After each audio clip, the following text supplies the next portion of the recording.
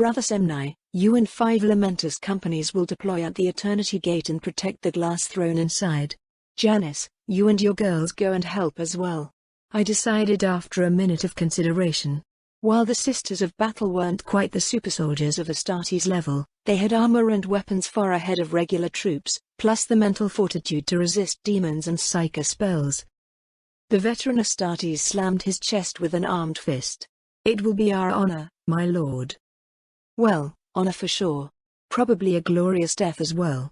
But no Astartes has died of old age, and I trusted my blank sons 1,000,000 times more than any other force in the Imperium. With a flick of my gloved hand, half of the troops aboard the Black Lament vanished, to reappear inside the Imperial Palace on Terra. Princeps Day, your Titan Legion and the Tech Marines will deploy around the palace and engage the traitors. Captain Chiron, you'll have local command on the ground. I ordered while splitting off the big guns, and deploying them to support the besieged Adeptus Custodes.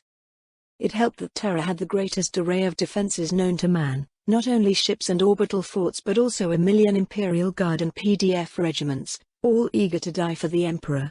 And die they did, as barracks and garrisons were being overwhelmed by crazed cultists and corrupted forces, entire traitor regiments and some Astartes chapters supporting the coup, while minor navy squadrons and aeronautica fighters were strafing their positions with megatons of ordnance and laser batteries. But stolen tanks and lasguns wouldn't fare that well against Titans and Guardian turrets, especially as each Titan was deployed with its support units, anti-air tanks, armed sentinels for close support and reconnaissance weasels and manticores loaded with crack missiles for suppressive fire. There were other forces remaining in the reserve, the auxiliary regiments and the Silent Sisters, and those I began deploying regiment by regiment and squad by squad on Luna and Mars, trying to cover as many eventualities as possible. Fighting inside the regolith tunnels on Luna was fairly similar to shipboarding, and the rapiers and sentinels of the Katakan heavy infantry could inflict much damage on the attackers.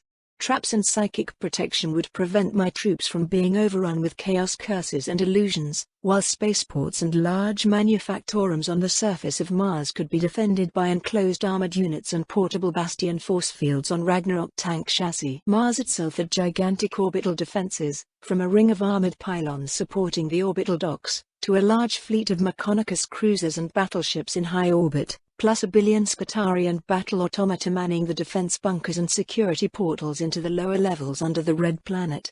But Necrons were mechanical as well, so I decided to send humans there to help with defenses instead of tech marines, since the Necrons might have cogitoviruses or other exotic means of subverting the cyborgs and the robots of the Mechonicus. And indeed, less than an hour later my predictions came true, as the Necron ships crossed the minefields around Mars unimpeded, and lost a single ship to the Martian fleet, before crash landing on the surface. Waves and bubbles of EMP and ingrammatic streams flooded the robotic defenders, shutting down a good portion of the Scutari and the battle automata in Vallis Marineris sector, allowing the invaders to reach kilometers deep and breach the underhives with anti-gravity platforms and a large invasion force of warriors and scarabs. Here, my armored regiments proved their worth, as their volcano lancers and plasma cannons matched the Necron weaponry and firepower, while their blackstone armor and iron shields served as a bulwark against the terror of skin-flaying Gauss beams and other energy weapons. Meanwhile, the corrupted Gloriana battleship forced its way into Jupiter's defenses, laying waste to dockyards and orbital factories, and glassing the surface of Ganymede for some reason. The Phalanx and the Singularity were the only human vessels able to confront it on equal terms, but the Phalanx fortress was lacking repairs and maintenance, while the Singularity was unable to break the dimensional shields of the enemy battleship with its primary weapon, nor was it feasible to fire it too close to an inhabited world, so 100 Nova Cannon cruisers were diverted to help. Fighting continued all over the system, Xenos, demons and traitors trying to crush the heart of humanity and nearly succeeding. Without my fortuitous presence, they might have. Perhaps not just by myself. Anyways, drop pods with tarantula turrets started falling from the skies on Terra and Mars, providing even more firepower to support the defenders, and the attacks on Venus were repelled with minimal losses. I started redeploying the Imperial Knights and the Leviathan Dreadknights to increase the weight of firepower on Luna and Mars, using the gigantic walkers as shields and breaching rams for my other troops. My lord, there are Harlequins here. coming through the webgate. Semna alerted me via a messenger from the Golden Throne Room. I stopped for a moment to consider this. Harlequins were special forces, not frontline units. What could they want? Ignore them and focus on demons as per regular protocols. I replied a second later. The Emperor wasn't there anyway, so the Golden Throne was less of a priority than it would have been normally. I could see the Custodes captain with the Emperor in his floating wheelchair, and Sanguinus and Guilliman discussing something above a large holomap of the Sol system. My ships and troops highlighted in yellow, while traitors and Xenos all appeared in red. Why was I yellow? Weren't we on the same side? My brain was heating up already, with the influx of information and the strain of moving troops around from crisis to crisis. And the machine spirit of the Black Lament was trying to explode my mind as well, screaming for blood and vengeance. I took out the sounding board and placed it right behind my command chair, while my left hand rested on my wolf's head at my side. What do you think, Canis? What is really going on here? I mused to myself, while Clara glanced at me from her station with a confused look. Woo? Woof. The loyal wolf answered after analyzing the system map with wise eyes. Yes. Distractions all around. But that Gloriana battleship is the linchpin indeed. What else? I hummed in a low voice. It's you, Dad. You, the Blackstone Fortress and what we have on board, Clara said with a clear voice. I turned my head to look at Rose, question unasked but nevertheless still asked. The Inquisitor looked at me with her violet glowing eyes, then down at Canis. It's possible. Trying to make you leave the fortress, and capture it or destroy it. Janus is already away. Rose commented with a logical tone. The Deceiver then. He was possibly the only behind the destruction of the other Blackstone fortresses, since their Immaterium beam was capable of killing greater demons or katana alike. Canis nosed my glove as a hint. Yes, I suppose I could use the Tesseract that way. The next second, I had 2 Primarchs and the Emperor on board, plus Captain Valeris. Janus, I need you back on the fortress. With the glass throne. I sent via the sounding board. The device was multidimensional so it could reach her mind even inside the Golden Throne Room. Pef, you better have a good reason for abducting us. Sanguinius growled at me in a low voice, while Guilliman clenched his hand on the pommel of his sword. There are demons and harlequins inside the Golden Throne Room. There's a Catan leading that Chaos battleship laying waste at Jupiter, disguised as Omegon. Another Catan is sleeping on Mars, with Necron troops filling the tunnels and trying to awaken him. Araman and other Chaos forces are looting Luna and the gene banks of the Selenites, while a Hexaki coup is taking place trying to depose you, Lord Regent. And there were Dark Elder and Orcs around as well, but I dealt with those already. I explained in calm voice. Robute Guilliman walked beside my chair to observe the real-time positions of my troops and their current activities. The defenses of the Imperial Palace will hold, no matter how many traitors throw themselves at the walls. As for Mars, they haven't really used their better weapons yet. We need to go to Jupiter. The Primarch decided in a command tone. The next second, the Blackstone Fortress vanished and reappeared beside the phalanx at Jupiter, blocking a battery salvo from the enemy Gloriana with our hull. That's the Hydra, the flagship of Alpha Legion. And these multiple attacks, paired with human traitors and Xenos, it certainly looks like Alpha Rias's work. The Primarch mused in a thoughtful voice. The strategy was indeed a multi-pronged attack, but the creature on the bridge is not a human. And I'll prove it, I declared confidently, while searching with the sounding board for a specific person. Brother Occam, you were fooled. Omegon is dead, and that thing wearing his face is only a sneaky Catan called the Deceiver. The Emperor himself is beside me, here on the bridge of the Black Lament. But you have to act now, lower the shields and strike the Xenos. I spoke directly into his mind. Occam was one of those Chaos traitors who are still loyal, in their mind. Sure, they attacked and pillaged humans without mercy, but they call it a test from the Emperor. Well, I had a true test, right here. I could even call it the Occam's Razor. It is said, no plan survives the contact with the enemy. That is always true. Best laid plans will fail in the face of the unknown and the unpredictable. The trick, of course, is for yourself to become that improvisable enemy. The mind is always weaker, and the Catan might have impressed and tricked the Alpha Legion and some Dark Mechonicus adepts to follow him on false pretense, but hate is much stronger. The fallen Occam might have been the loyal servant of the Emperor and a Chaos traitor too, but he still hated all Xenos. It was something deeply ingrained in the subconscious of all humans in this galaxy, for aliens were always worse. "What are you doing?" Omegon yelled at his subordinate, watching with dismay as the shield's console flips and tabs were pressed in rapid succession. "Testing a theory," Occam answered calmly, with a tinge of hate and anger in his voice. The dimensional fields fell, followed a second later by the void shields of the Hydra. "Turn the shields back online. We are exposed now," Omegon yelled and pointed at the console. A shower of crack grenades filled the bridge of the Gloriana battleship, shredding machinery and bones with equal ease. My gift, that is. Only Occam and Omegon remained standing, the Chaos Marine protected by ceramite armor and his helmet, while Omegon was flayed alive and lost its human-looking skin, revealing a silvery alloy of obvious Xeno origin. "You are a Catan, after all. Time to die, Xeno scum," Occam shouted and shot his bolter at the alien, who just laughed and ignored the .75 caliber rounds with a grin much too wide. "I wonder what gave me away. I'm certain the disguise was perfect," the Catan asked in a confused voice, as a white sheet formed around him, creating a flowing toga around his metal body. Then his smile froze, as a slim girl with white silver hair and silk shoes appeared in the room, floating above the rivulets of blood and guts left behind by the deceased crew. "A machine soul. Now this is a fascinating gift from my father.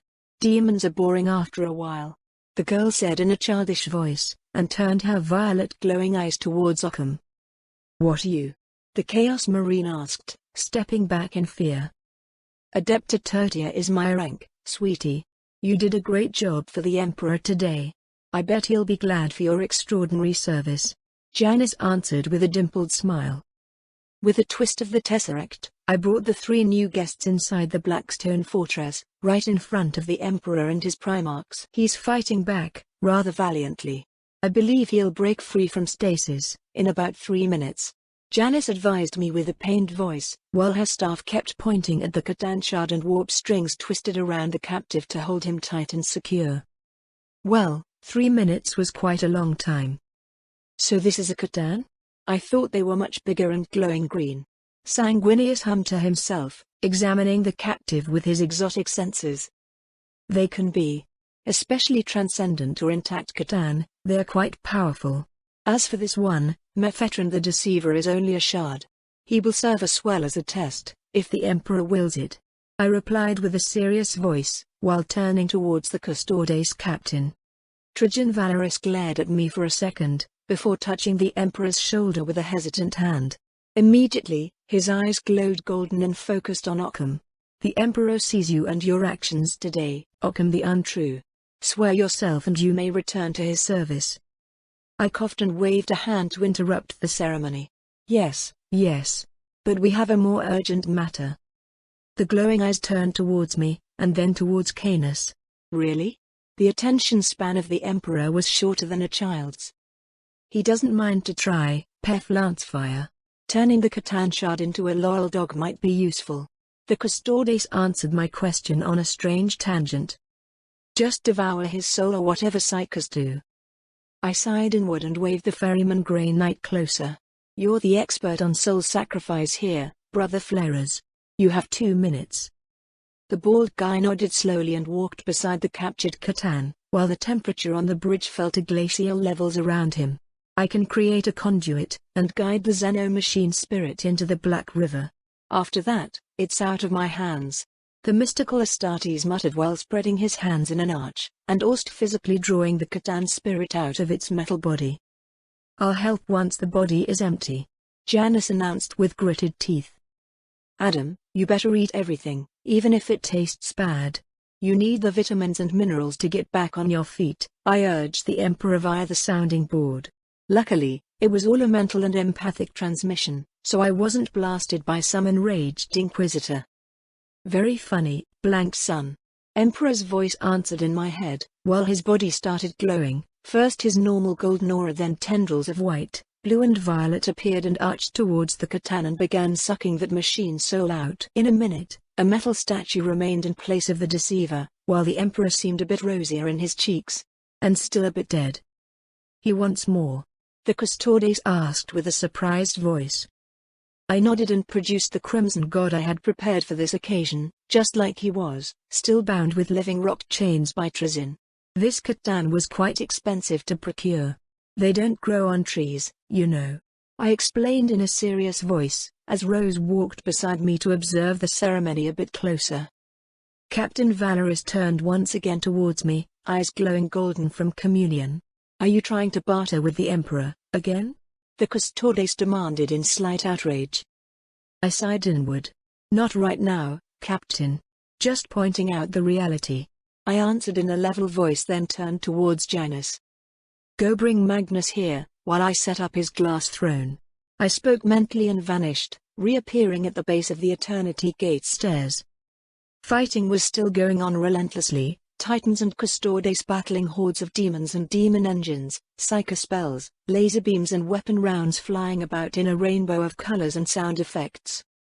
Of course, I proceeded to ignore the distraction and stepped once more with my nexus at the base of the gate.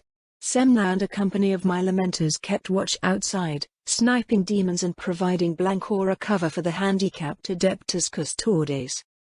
"Good job, boys. Keep them busy," I commented casually, as I crossed into the next dimension. I think Semna cursed something at my back, but I was rather busy at the moment. Inside the Golden Throne there was another pandemonium, with fewer troops and enemies but even more colored. Harlequins loved their patched clothes made of different colors, and jumping around for no reason. Beyond the breached webway, more fighting was going on. Sisters of Battle and various Eldar forces battled demons and Chaos Marines, and losing quite rapidly to a pair of gigantic bloodthirsters that seemed immune to bolters and flamers. The first Lamenter company in Terminator armors and using heavy grav weapons were still holding the line, but the rules of reality fell apart rapidly, with every meter deeper into the webway. If they weren't blanks, the battle would have been lost already. And then, just as I was preparing to step in and kill the greater demons before they defeated our forces, a woman in black leathers appeared from behind the Chaos forces, spinning and whirling while a hurricane of warp lightning swept aside all enemies. At her side, a Harlequin dressed somberly in patches of black and silver walked fearlessly and ignored the warp spells like he was on a casual stroll. A solitaire Harlequin? Well, I knew they existed, but I haven't met one before. The Eldar backed away from his path, while the silver-haired woman crushed the two greater demons with amazing grace and ease. In the pair's wake, there was nothing. No more enemies. These two had obliterated the entire Chaos incursion by themselves. Sister Helena ran to my side a moment later, and pointed at the approaching pair. "That's the Demonifuge, formerly known as Sister Ephrael_Stern. She's suspected of heresy, after coming back to life 3 times. Well, that was quite an achievement, for a normal mortal." The solitaire remained silent, while Sister Stern approached me, after glancing at the blank Lamenters with curious eyes. "I was told the Emperor was in danger. And yet, the Golden Throne is empty," she remarked in a cold voice. I just extended my hand slowly, and flicked her forehead. "Don't trust everything you hear, pretty girl," I admonished her in an amused voice, and grinned as the woman rubbed her forehead in surprise. "You're immune to my powers? Just like the weird pariah?" she asked in a confused voice. I turned to examine the silent Harlequin, both with my eyes and the Tesseract sensors. There was a strange aura around him, like a force field of some exotic nature. And I've only seen that type of aura on an Eldar avatar. "A messenger of Segura?"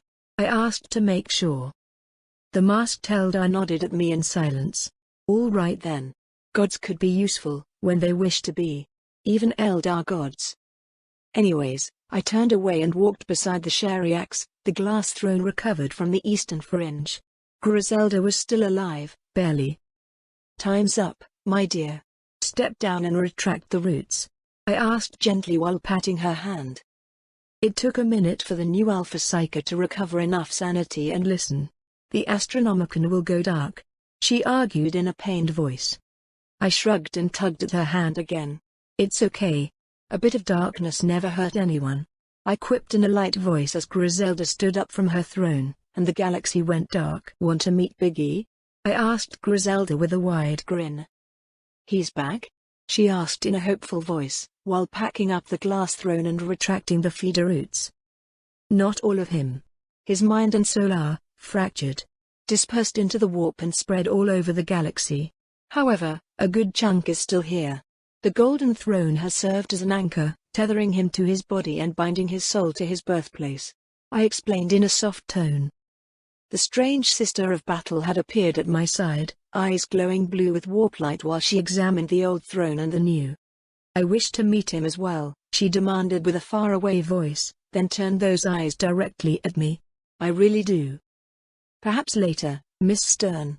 Right now, I want you to seal back the webgate and then heal the wounded, cleanse the chaos corruption in these halls and destroy the attackers on the other side.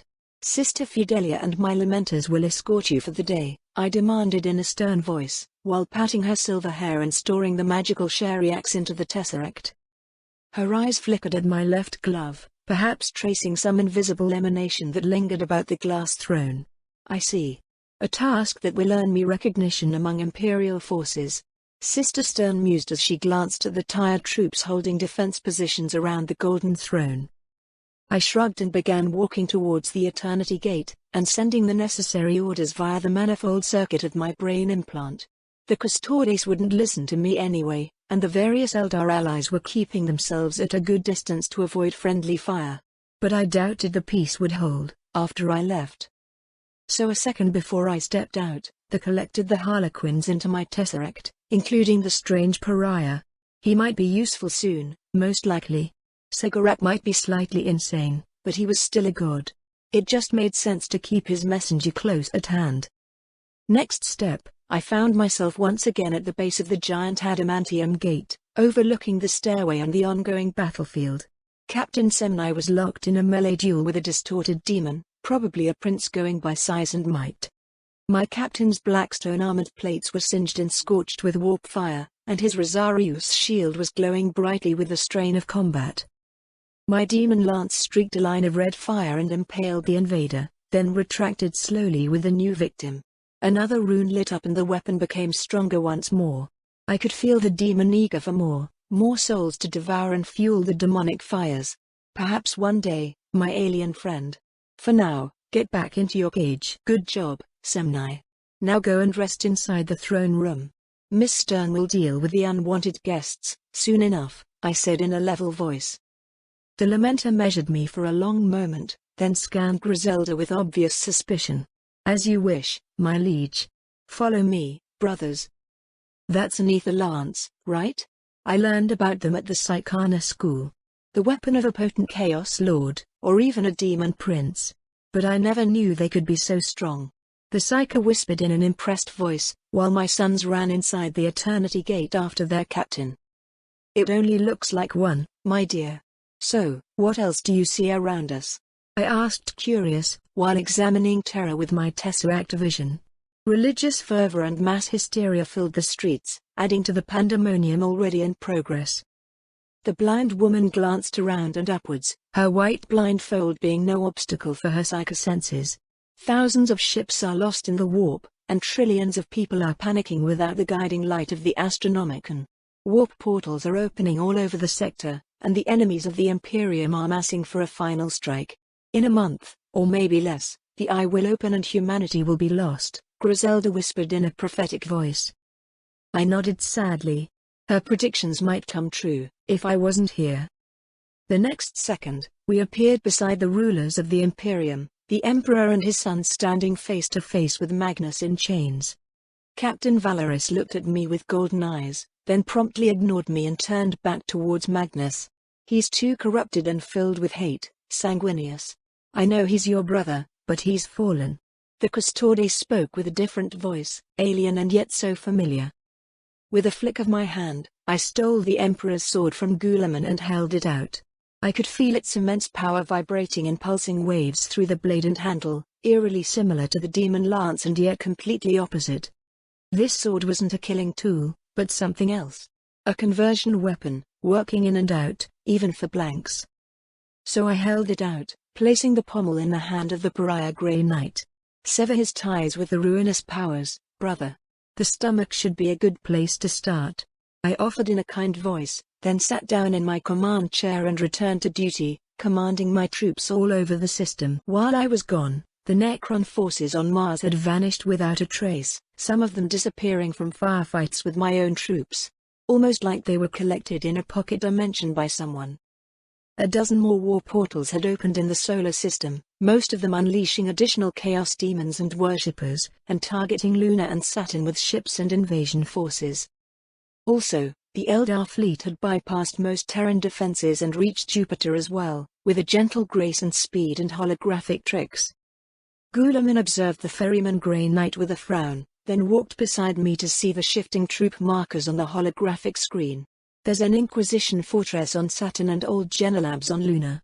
They're after demonic lore and genetic samples, to build up more corrupted space marines and bind stronger demons in their service. The Primarch deduced, simply by observing my troop movements countering the Chaos forces. I nodded slowly, while mentally deploying tanks and knights to plug the breaches into the system defenses, while my fleet was repositioned to provide orbital support and direct fire on the emerging portals. Sadly, it was like trying to patch up a sinking ship, as more 2 invasion portals opened, as soon as the ships bombarded and closed a warp portal. The Eldar are here too. At your request, if I'm not mistaken, Primarch, I said instead, marking the Ari vessels with a yellow highlight on the screen. Archmagos Cal had a plan, to revive my father with their help. These Catan sacrifices that you've tried were not enough, Pef Lancefire. I think we'll go on with the initial plan. The Primarch explained in a cold voice, followed by a desperate scream from Magnus. The corrupted Primarch had split in two, a gaseous shade trying to flee the stabbed body, while the Psycho Primarch fell to the metal floor and began morphing into his old shape, resuming a human appearance. Janice and Sanguinius pooled their psycho powers to restrain the fleeing demon, aided by Griselda, Rose and the 2 silent sisters keeping watch over Magnus. Then the Grey Knight drew his black blade and stabbed once, movement so fast and graceful I might have missed it without my enhanced senses. It is done, Pef Lancefire. Lord Magnus is restored. The Grey Knight announced in a proud voice. A pained cough and a metallic sound followed, as Magnus stood up and expelled the Emperor's sword from his stomach. It's like, the fog has lifted and my mind is free once more. And I'm before my father now, beside my brothers once more, Magnus declared in a raspy voice, then coughed again, spitting clots of blood. Pick the sword up, Magnus. Then go fix your mess on Luna. Janice and Decima, you look after him, I commanded with a casual voice, my attention focused on the approaching Eldar ship. The god of death had sent his messenger as well, and my bridge was not a receiving hall. Ordella, prepare the reception hall for visitors. Have the servitors wipe the blood stains as well, I continued in the same voice. Primarch Sanguinius sighed and flared his powers for a second, then vanished in a golden light. A second later, he was back on Terra, commanding his troops and restoring a sense of control over the hectic situation. Yeah, my Primarch wasn't the type to impose himself with psycho powers and grand gestures, not anymore, but he was now possibly the equal of Magnus, in psycho powers and skill. I helped with that as well. That Lord Regent rank wasn't gained only by name and reputation. Sanguinius was strong even before, and now he was much stronger. He had observed my moves and motives, until he was certain I wasn't placing the Emperor or the Imperium in danger, then just went back to work. Well then, I better head up to the reception hall as well. Come, Captain Valeris. It's not every day we meet an avatar of a god, is it? Rabute Guilliman asked in a calm voice, then patted my head on his way out. This better work, Primarch. The Custodes muttered in a warning voice, then pushed the wheelchair with the Emperor and followed. Griselda sat beside me, and let out a pained sob. It is so dark. The night is always darker before dawn. I answered in a wise voice. Slowly, the space battles in and around the solar system began to grow in magnitude, despite the valiant efforts of Battlefleet Solar, the numerous defense platforms and the additional ships belonging to various other forces of the Imperium. For every warp portal we managed to close, 2 more opened. At the same time, The astropath choirs were reporting major chaos incursions at many strategic points in the galaxy, from Hive World Vigilus and Cadia to Armageddon and Baal, almost in a direct line trying to bisect half the galaxy from the Eye of Terror to the Maelstrom and beyond. Warp storms were opening all along this invisible line, unleashing hell into the galaxy. I can't say I was surprised learning about all this activity. I had worked all my new life to try to prevent the worst effects of this inevitable event, but I knew I wouldn't be able to stop it completely. Future knowledge was something available in abundance to most of the players in this universe, gods, demigods and their avatars alike. What I knew, others knew as well, and unlike me these beings were able to effect change on a large scale, reshaping reality to fit their wishes. However, no matter how strong and insidious these beings were, I had faith in the Emperor. Not the Emperor that was, human and prone to human mistakes, nor the Emperor what is, a creature of warp and miracles, pretty much driven insane by inhabiting the warp for too long with a feeble anchor tying him to humanity. No, what I believed in was the Emperor to be. I hoped for a human avatar, with access to higher powers via his domain in the warp. Funnily enough, Lady of Rain, the emissary of Nid was much the same, except her god Tubi wasn't fully born yet, while my Emperor wasn't yet alive. His avatar body was ready, repaired and restored to peak condition, decoupled from the strain of the Golden Throne and ready to take a new breath again. Only he wasn't. He lay lifeless in his wheelchair, even if somehow puppeting his custodes to observe or demand things. Even worse, everything I could do to help him I've already done, and it hadn't been enough. A good try, and some hopeful results, but restoring a god back to life was not in my powers. Margus Belisarius was preparing a new armor suit for the Emperor, something he claimed would sustain the Emperor for decades even when detached from the failing Golden Throne, but I was highly skeptical of his chances. Technology would not be enough, so it would come down to faith. Faith was a powerful tool, and one that would sustain a god very well, as other species proved it constantly with their own warp gods, but Adam wasn't even aware of his own divinity. In fact, he hated all religions and had tried to obliterate any trace of religion in the galaxy, purging temples and churches of every kind, human or alien, with his great crusade. The second the Eldar emissary stepped inside my fortress, I retrieved the pariah Harlequin as a means of balancing out the mental pressure emitted by Yvraine. "Cover me, messenger. I feel kinda small, all of a sudden," I muttered in a pained voice, as an aura of death splashed over me and nearly made me crash to the floor. The woman was tall enough, but her presence was like a raging sea, nearly drowning me in death and pain. The Eldar Harlequin chuckled amused, and patted my arm. "She's not very pleased to meet you, Pef Lancefire. Might you have done something to enrage the god of the dead?" The creepy solitaire asked in light voice, while making his words rhyme somehow, by adding strange intonations to his words. I blinked for a moment, then smiled as well. "Ask Kamara. I did kinda exterminate most of the Dark Eldar, after all." The Eldar woman locked her eyes on me. "There are many Drukari among the Ari, Astartes. Perhaps half of them, from what's left," she declared in a melodious voice, which nevertheless scratched at my ears and my soul. I smiled sweetly in response. "So you're saying, I missed some Dark Eldar?" I asked rhetorically, then gestured politely towards the main hallway. "Let's try and keep this meeting short." The emissary of the god of death snorted in contempt and walked onwards, without sparing me another look. Behind her, a Phoenix Lord glared at me with deadly eyes, then followed his mistress. To his side, a scantily clad succubus smiled at me and patted her blade at the nice hips. "That is the famed duelist Lilith Hesperax. I think she likes you," the solitaire commented in wry voice. I glanced at him and sighed inward. "You really think so?" I asked, faking a hopeful smile. "No. She follows the god of the dead," he explained in a sour voice. "Just like I thought. Yet another potential enemy, if things went sour." Luckily, the retinue of the High Priestess of Nid wasn't too large, and did not contain an actual avatar, which would have been a much bigger problem. "I don't see the Ikani," I noted in a soft voice, while following the guests towards the reception room. Perhaps it was invisible or in another dimension. Gods did have plenty of tricks up their sleeve. The solitaire tilted his head in a curious manner, and all sound died around us. "You know too much, human. The Yukani hasn't been found, not yet.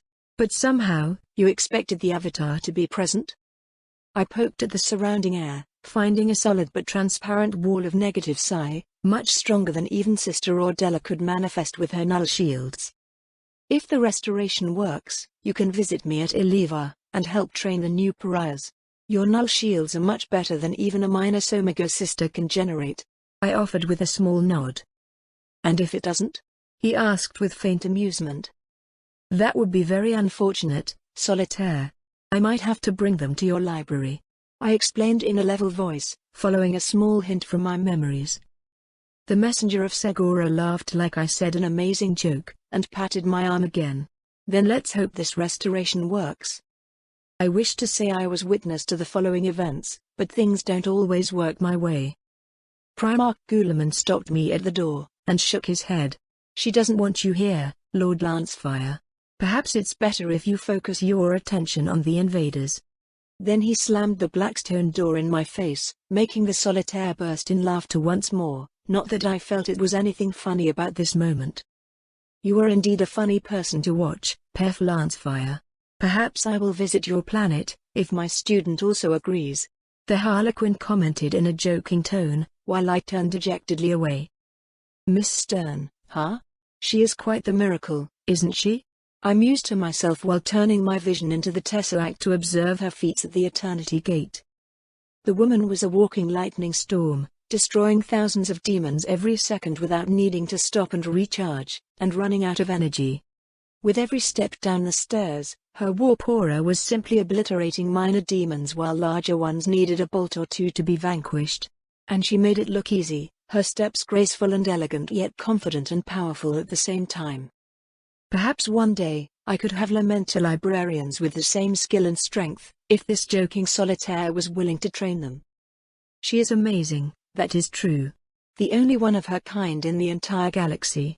But, she is also amazingly dangerous, Pef Lancefire. My pariah shields were not this strong, when I first met her. The Solitaire explained in a warning tone, with nuances of pain in his alien inflection. I nodded in understanding. The Demonifuge would have been a difficult student to train, with Alpha Plus powers flaring unexpectedly and striking at random all around her, driven by unconscious thoughts or dreams. Standing inside that lightning storm would mean death for everyone without warp protection, and I doubted I could resist a lightning bolt capable of evaporating a greater demon, even with my own blank powers. She needs a blank child, and then I can obtain a null rod for her. I answered in a softer voice, then turned to meet the latest visitors. Lord Pef. This is Menelaus.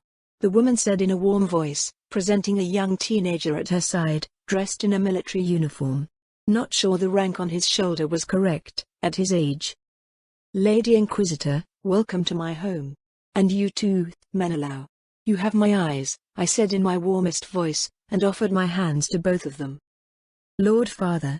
I heard so much about you, I thought you'd be a giant. The boy muttered in a disappointed voice, then shook my hand a bit hesitantly.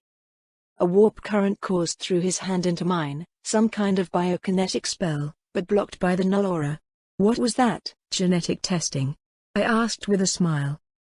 Menelaus lowered his eyes in shame. It works on most people. To my side, the Solitaire laughed again and elbowed me like we were old friends. I see now. Blank children with psychic powers. Now this would be something of interest, even to Segurak. You have the strangest friends, Lord Pef. From an Eldar avatar, to a Fenrisian wolf then a Catan, a few Primarchs and now a Solitaire Harlequin. What's next, a Necron Lord?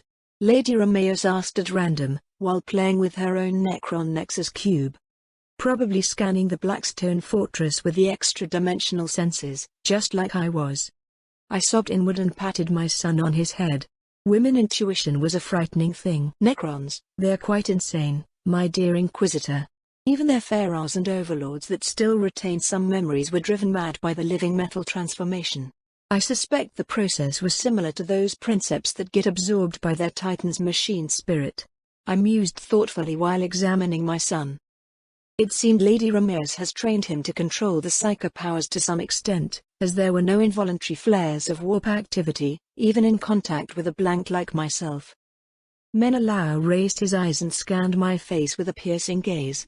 You have met some Necrons, father? Indeed I have, son. The Hadex anomaly didn't close by itself, after all, I offered with a wide smile. The solitaire chuckled to my side, and poked at my left glove. You have quite the collection in there, Pef Lancefire. 5 Primarchs, I believe? The Harlequin asked with a snort, undoubtedly enjoying my distress at having my secrets revealed. Keep an eye on that succubus, my dear. I'll go light up the Astronomicon once more, I said instead, preempting the Inquisitor's obvious questions. A second later, I reappeared at the base of the Eternity Gate, the giant adamantium door now flanked by an Adeptus Custodes company and an entire Grey Knight Brotherhood. Luckily, the Solitaire and his fellow Harlequins were tucked inside the Tesseract now, as to not upset the defenders even more. Having the Imperial Palace breached again was enough of a stain on their honor.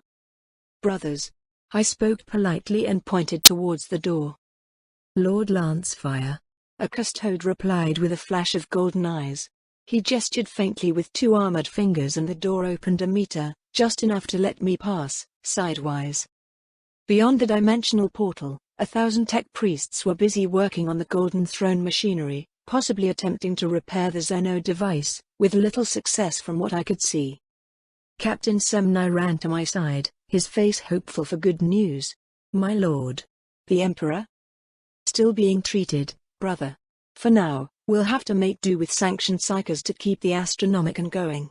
I explained in a low voice, and retrieved the glass throne and the next sacrificial psyker from my tesseract. In a few minutes, another blind psyker was burning his soul to power up the light of the Astronomicon, and restoring a semblance of order and faith to humanity. Much better now, I declared in a confident voice, while retrieving the next consumable batteries and having them wait on the side. These are all Alpha Psychers? My son Vincent asked with a surprised voice, taking stock of the new batteries provided by the Astra Telepathica and overcharged by my shadowlight. There were 11 of them, which should suffice for 10 days perhaps. I shrugged and began walking back towards the gate. Semnai, remain here with 2 companies and keep the Astronomicon going. The consumables should last at least a week, but send warning if they petrify sooner. My captain nodded and checked his combi bolter by reflex. Hopefully he won't need it, but you never know. The rest of my troops filled behind me in a long line, as I headed out of the Golden Throne room. Sister Helena walked beside me, smiling like a schoolgirl. A pair of Custodes companions stopped me at the gate, their flesh healed and their teeth no longer visible though charred or disfigured faces. The Emperor trusts you, Pef Lancefire. Make sure you don't betray that trust. One of them warned me in a stern voice, while looking down on me from his greater height. I stopped and strained my neck to look into his eyes. The eyes weren't glowing, which meant the Emperor wasn't puppeting this Custodes right now. You give excellent counsel, brother. When the Emperor walks again, make sure to offer your counsel to him. He will need friends and advisors, not flesh puppets. Look up in a book what the word companion means. I answered in my best wise voice, then walked past him, followed by 7 companies of Lamenters, most of them sporting burns and cuts on their power armor. Back in normal reality, I stood beside the adamantium gate and began deploying the Lamenter companies where their armor and firepower would provide most efficient use, reinforcing weakened sections of the Imperial Palace and supporting the march of Sister Stern. She might be able to resurrect, but it was better if she didn't die at all. An escort of Blancastates and Silent Sisters should keep her safer, from Chaos and the Imperium alike. I wouldn't put it past the Inquisition or the Assassinorum to try and capture or kill the Demonifuge, despite our immense powers and helpful actions. Or because of it. A few minutes later, I arrived on Luna and hastily covered my head with my helmet. The smell of burned bodies and poisonous psycho spells filled the regolith tunnels, and exploded corpses and trails of intestines were never fun to see. Chaos Marines and Sorcerers did not dissipate in the warp like demons did, and the Katakan regiments preferred to use extra munitions even on dead enemies, just to make sure. Possibly for the best, considering how resilient Space Marines could be. Lord Lancefire. Come to see our work? A Katakan sergeant asked with an amused voice, while sitting on a crate and fiddling with an Exitus rifle. Well, a forged retribution copy of the real thing. Exitus rifles were quite rare. I turned towards him and observed his hands still busy with cleaning up his sniper rifle. "Tell me how it went till now," I asked while spreading out a Lamenter company to cover the nearest tunnels. "So and so, my lord. The shield penetrator rounds work well enough on the Chaos Psychers, and same for the ash grenades and the melter bombs. The Chimera and those warp talons are a tad harder to kill. Lost a quarter of my unit already," the man explained with a sad head shake. A second later, a screeching warp beast jumped from inside a wall and its head got splattered by my backhanded slap. My body had moved by itself, likely due to the extensive training I got in the infested Space Hulk back home. I checked my glove but the blackstone plate was still intact. Good enough. With a kick, I struck the body of the dead beast and it shattered into the warp again. "So these things are the Chimera?" I mused in a low voice. I wouldn't want to fight the things outside my power armor, that was certain. "Exactly, my lord. Sneaky things, and quite fast as you've just seen," the sergeant said with a careless shrug, and resumed cleaning his weapon with automatic moves. A minute later, the same beast appeared a tunnel over, and got sliced in half by a wary Lamenter. "And they respawn," I added in a thoughtful tone. "That too, my lord. Unless there's a silent sister around. They kill them good," the Katakan provided with a grim smile. I nodded and traced the Tesseract vision, locating Magnus and his escort.